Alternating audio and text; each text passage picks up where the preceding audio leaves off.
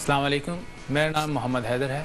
आज इस rising star show में मैं आपको अपने बारे में बताऊंगा, अपनी वीडियो के बारे में बताऊंगा और अपनी सिंगिंग से रिलेटेड सारे फ्यूचर प्लान्स भी आपको बताऊंगा।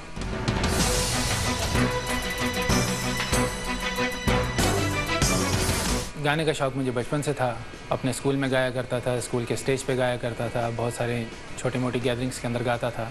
मेरे दोस्त मुझे बहुत ज़्यादा सराहते थे और वो चाहते थे कि मैं आगे बढ़ूँ, गाऊँ, लेकिन कभी प्रोफेशनली इस बारे में कभी सोचा नहीं था। फिर 98 में मैं सऊदी अरेबिया चला गया। वहाँ जिद्दा में जाके मैं शिपिंग एंड लॉजिस्टिक्स के फील्ड से मुंसलिक हो गया और जॉब करते करते वहाँ प्रोग्राम्स को देखा करता था। एक स्टेज शो के अंदर एक आर्टिस्ट की कमी थी, तो मैंने अपने आप को ट्राई किया, लाइव ऑर्केस्ट्रा के साथ गाया, बहुत अच्छा रिज़ल्ट आया और फिर इस तरह सिलसिला चलता रहा, चल निकला। और गाते गाते एक प्रोग्राम जिद्दा में हुआ अनवर मकसूद साहब का और मोइन अख्तर साहब का लूज टॉक, वहाँ मुझे गाने का मौका मिला।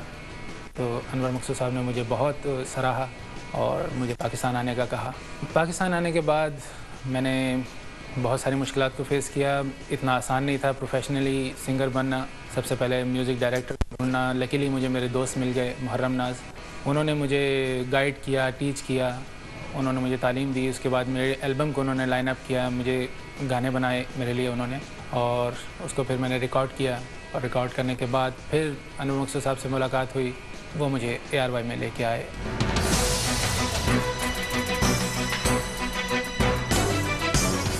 म्यूज़िक का शौक़ मुझे बचपन से ही था। उसकी सबसे बड़ी वजह मेरे वालिद साहब थे। वो बहुत ज़्यादा अच्छा म्यूज़िक सुनने के आए थे, बहुत डीप क्लासिकल सुनते थे और मेरा ज़्यादा वक्त उन्हीं के साथ रहता था। मैं उनके साथ बैठा म्यूज़िक सुनता था और वो सबसे ज़्यादा पसंद करते थे रफ़ी साहब को, इसलिए वक्तन फ़वक्तन मुझे उन्हीं को सुनने का मौका मिलता रहता था। जैसे जैसे वक्त गुजरता गया, मेरे गाने का शौक़ डेवलप होता गया। मैं रफ़ी साहब को और उसके बाद किशोर साहब को, इन दोनों को बहुत ज़्यादा कॉपी करता था, इन्हीं के गीत गाया करता था। ये दो आवाज़ें इतनी ज़्यादा मेरे दिमाग में बैठ गई थी कि आज भी मैं स्टेज के ऊपर गाता हूँ तो बहुत ज़्यादा क्लोज़ इन्हीं लोगों को गाता हूँ, किशोर साहब की आवाज़ और रफ़ी साहब की गायकी। ये एक मैं समझता हूँ किसी भी सिंगर के लिए एक बुनियादी सबक है और हम इंडिया, पाकिस्तान, ऑलमोस्ट सारे सिंगर इन्हीं को ज़्यादातर फॉलो करते हैं। मैं भी उन्हीं में से एक हूँ। और रफ़ी साहब की गायकी इतनी डिटेल्ड है कि एक सिंगर उसमें सब कुछ सीख सकता है।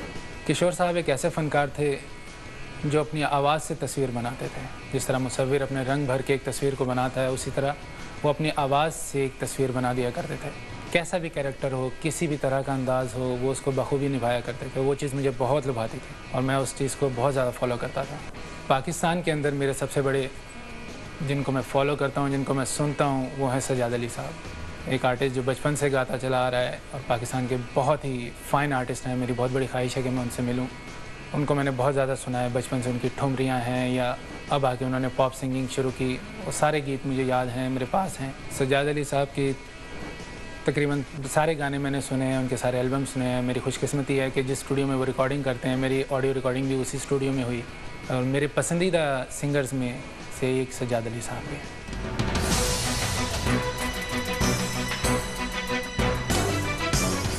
मेरा एल्बम नवंबर के पहले हफ्ते में रिलीज़ हो जाएगा इंशाल्लाह, म्यूज़िक रिकॉर्ड के लेवल से। मेरा एल्बम के अंदर 10 ट्रैक हैं और उसके अंदर सारा फोकस जो है मशरिकी धुनों पे, मशरिकी इंस्ट्रूमेंट्स पे किया गया काम।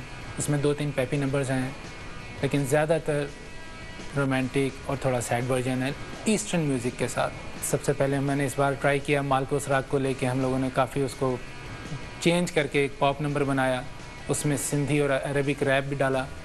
तो उम्मीद है वो गाना आपको बहुत ज़्यादा पसंद आएगा। और हमारे ट्रेडिशनल शादी ब्याह की रस्मों से जुड़ा हुआ एक रस्म मेहंदी, उसका एक वो गाना है, वो बहुत खूबसूरत गाना है, वो आप लोगों को ज़रूर पसंद आएगा। ये कम्प्लीटली एल्बम प्रोडक्शन जो है, उसकी प्रोड्यूस जो है वो मैंने किया है। उसका म्यूज़िक जितना भी अरेंजमेंट है, कंपोजिशंस हैं, वो मेरे दोस्त और उस्ताद मुहर्रम नाज उन्होंने किया। उसके अरेंजमेंट्स में हमारे एक और दोस्त साद अलवी साहब, उन्होंने काफ़ी हेल्प की उसके लिए। इसकी तमाम रिकॉर्डिंग साउंड मास्टर के अंदर हुई, काफ़ी अच्छे पैमाने पे उसकी मिक्सिंग वगैरह सैयद मुश्ताक साहब ने किया उसको। लिरिक्स इसके लिखे हैं मैंने, मुहर्रम नाज साहब ने, एक शायर हैं ज़फ़र साहब, और जानी जमाली, ये वो नाम हैं जिन्होंने मिलके इस गाने को अल्फाज से संवारा है। मगर उसके अंदर मेजॉरिटी जो नोक पलक सवारी है वो मैंने और मुहर्रम नाज साहब ने इसकी शायरी के ऊपर काम किया। मेरे एल्बम का नाम है दिलबर जानी और ये इंशाल्लाह नवंबर के पहले हफ्ते में रिलीज़ हो जाएगा।